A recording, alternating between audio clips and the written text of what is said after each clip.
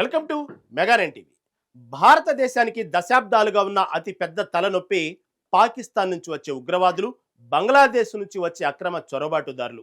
సరిహద్దుల్లో మన బిఎస్ఎఫ్ జవాన్లు ఎంత కాపలా కాస్తున్నా సరే చీకట్లో కంచెలు కత్తిరించుకొని నదులు దాటుకొని రోజు వందలాది మంది అక్రమంగా మన దేశంలోకి ప్రవేశిస్తున్నారు. వీళ్ల వల్ల కేవలం ఆర్థిక నష్టమే కాదు, ఒక భయంకరమైన కుట్ర జరుగుతుందని మన ఇంటెలిజెన్స్ సంస్థలు పదే పదే హెచ్చరిస్తున్నాయి. అదే జనాభా మార్పు. చొరబాటుదారులు లక్షల సంఖ్యలో వచ్చి ఇక్కడ స్థిరపడి లోకల్గా ఉన్న జనాభా స్వరూపాన్ని మార్చేస్తున్నారు. ఈ భయంకరమైన కుట్రను సమూలంగా నాశనం చేయడానికి భారత ప్రభుత్వం ఒక మాస్టర్ స్కెచ్ వేసింది. ఇకపై సరిహద్దులను ఒక పిట్ట కూడా దాటలేదంటూ బంగ్లా పాకిస్తాన్లకు అమిత్ షా స్ట్రాంగ్ వార్నింగ్ ఇచ్చారు. అసలు దేశంలో ఉన్న చొరబాటుదారులందరినీ ఏరిపారడానికి అమిత్ షా చేయబోతున్న ఆ కొత్త ఆపరేషన్ ఏంటి? Let's watch.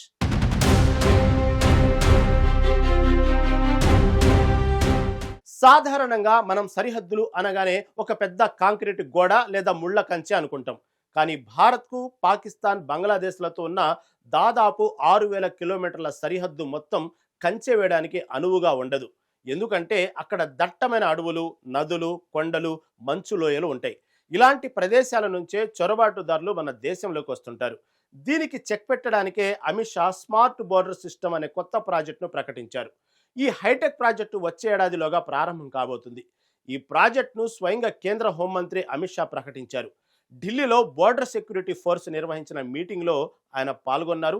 సరిహద్దు చొరబాట్లపై జీరో టాలరెన్స్ విధానాన్ని ప్రకటిస్తూ ప్రతి అక్రమ వలసదారుడిని వెనక్కి పంపడమే లక్ష్యంగా ఈ నిర్ణయం తీసుకున్నారు.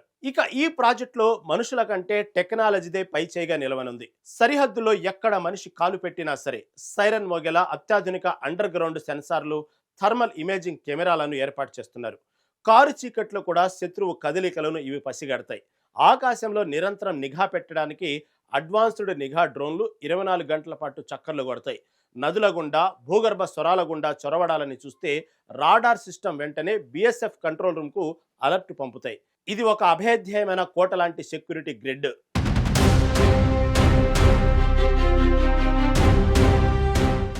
అమిత్ షా తన స్పీచ్లో వాడిన ఒక పదం చాలా తీవ్రమైనది. అదే ప్రణాళికాబద్ధమైన కుట్ర. అవును, పశ్చిమ బెంగాల్, అస్సాం, త్రిపుర లాంటి సరిహద్దు రాష్ట్రాల్లో గత 10 ఏళ్ల జనాభా లెక్కలు చూస్తే మైండ్ బ్లాక్ అవుతుంది. బంగ్లాదేశ్ నుంచి వచ్చిన చొరబాటుదారులు అక్కడ సెటిల్ అయిపోయి ఫేక్ ఆధార్ కార్డులు, ఓటర్ ఐడీలు సృష్టించుకుంటున్నారు. దీనివల్ల 100 ఏళ్లుగా అక్కడ ఉంటున్న స్థానిక భారతీయులు మైనార్టీలుగా మారిపోతున్నారు. మన దేశ వనరులను, ఉద్యోగాలను ఆక్రమిస్తున్నారు. ఇది ఒక రకంగా దేశాన్ని లోపలి నుంచే కొల్లగొట్టే కుట్ర అని అమిత్ షా తీవ్రంగా హెచ్చరించారు.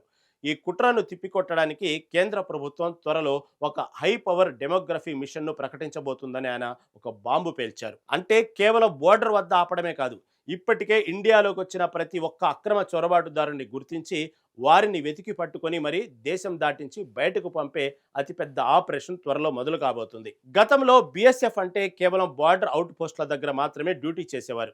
చొరబాటుదారులు ఒకసారి బార్డర్ దాటేసి గ్రామాల్లోకి వస్తే వాళ్లను పట్టుకోవడం చాలా కష్టంగా ఉండేది. కానీ ఈ కొత్త స్మార్ట్ బోర్డర్ ప్రాజెక్టులో భాగంగా బిఎస్ఎఫ్ పవర్స్ను పెంచారు. సరిహద్దు గ్రామాల్లోని లోకల్ పోలీసులు, కలెక్టర్లు, విలేజ్ పట్వారీలతో బిఎస్ఎఫ్ డైరెక్ట్గా కోఆర్డినేట్ చేసుకుంటుంది. అంటే స్మగ్లింగ్ రూట్స్, ఇల్లీగల్ ఇమిగ్రాంట్స్ ఎక్కడ దాక్కుంటున్నారు అనే లోకల్ ఇంటెలిజెన్స్ కూడా పక్కాగా దొరుకుతుంది. ఈ భద్రతా గ్రిడ్కు సంబంధించి త్వరలోనే పశ్చిమ బెంగాల్, అస్సాం, త్రిపుర రాష్ట్రాల ముఖ్యమంత్రులతో కేంద్రం కీలక సమావేశం నిర్వహించనుంది. నక్సలిజాన్ని ఎలాగైతే దేశం నుంచి తుడుచుకు పెట్టుకుపోతుందో ఈ అక్రమ చొరబాట్లు అనే మహమ్మారిని కూడా వేళ్లతో సహా పెకిలించే సమయం ఆసన్నమైందని కేంద్రం హోంమంత్రి స్పష్టం చేశారు. బిఎస్ఎఫ్ ఏర్పడిన నాటి నుంచే యావత్తు దేశానికి సంపూర్ణ భద్రతను కల్పిస్తూ దేశాన్ని ఆందోళన రహితంగా మార్చింది. 1965లో కేవలం 25 బెటాలియన్లతో మొదలైన బిఎస్ఎఫ్ నేడు 27 లక్షల మంది సైన్యంతో దేశంలోనే అతిపెద్ద సరిహద్దు భద్రతా దళంగా ఎదిగింది. సున్నితమైన 2 సరిహద్దులను కాపాడటంలో బిఎస్ఎఫ్ ఎన్నడూ వెనుకాడలేదు. ఎలాంటి సవాళ్లు ఎదురైనా చివరకు శత్రువు ఓటమిని చూసింది. ఇప్పుడు టెక్నాలజీ కూడా తోడైతే వాళ్లను ఆపడం ఎవరి తరము కాదు.